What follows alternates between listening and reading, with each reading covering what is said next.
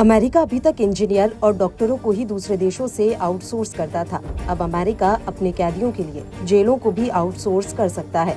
America और El Salvador एक बेहद ही खास समझौते पर पहुंच गए हैं। अमेरिकी विदेश मंत्री मार्को रूबियो ने इसे अवैध अप्रवासन पर और अधिक अंकुश लगाने के लिए सबसे अभूतपूर्व और असाधारण समझौता बताया है।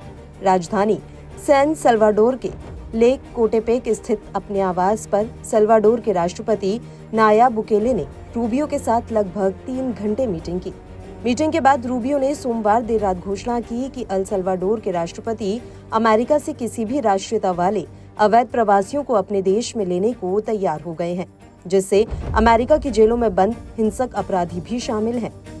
रूबियो ने अल सल्वाडोर के विदेश मंत्री के साथ एक असैन्य परमाणु समझौते पर हस्ताक्षर करने के बाद कहा कि राष्ट्रपति बुकेले ने दुनिया में सबसे अभूतपूर्व और असाधारण प्रवासन समझौते की पेशकश की है। उन्होंने ये भी कहा कि अमेरिका के सबसे खतरनाक अपराधियों को भी वह अपनी जेलों में लेने के लिए तैयार हैं, चाहे वह अमेरिकी नागरिक या कानूनी निवासी हों। टाइम्स की रिपोर्ट के मुताबिक एक अमेरिकी अधिकारी ने साफ किया है कि ट्रंप प्रशासन की अमेरिकी नागरिकों को डिपोर्ट करने की कोई योजना नहीं है, लेकिन राष्ट्रपति बुकेले की पेशकश महत्वपूर्ण है। अमेरिकी सरकार अपने नागरिकों को देश से बाहर नहीं कर सकती। इस तरह का कदम अमेरिका के लिए कानूनी चुनौती पैदा कर सकता है।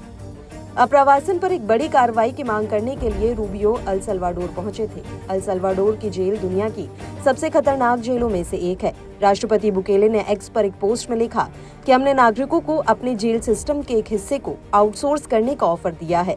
हम एक छोटे से शुल्क के बदले केवल दोषी अपराधियों को अपनी मेगा जेल में लेने के इच्छुक हैं। अमेरिका के लिए ये शुल्क बेहद कम होगा, लेकिन हमारे लिए महत्वपूर्ण होगा। इससे हमारा पूरा जेल सिस्टम टिकाऊ हो जाएगा। उन्होंने तस्वीरें भी शेयर की जिसमें कैदी बैठे हैं और गार्ड्स तैनात हैं।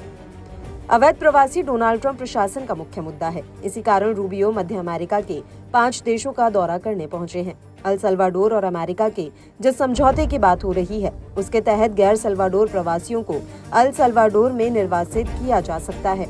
अधिकारियों ने सुझाव दिया है कि ये वेनेजुएला के उन गैंग मेंबर्स के लिए एक विकल्प हो सकता है जो अमेरिका में अपराधों के लिए दोषी ठहराए गए हैं और उन्हें वेनेजुएला वापस लेने से इनकार करता है। मानवाधिकार कार्यकर्ताओं ने चेतावनी दी है कि अल सल्वाडोर में शरण चाहने वालों और शरणार्थियों के इलाज के लिए एक सुसंगत नीति का अभाव है। ऐसा समझौता सिर्फ हिंसक अपराधियों तक सीमित नहीं हो सकता।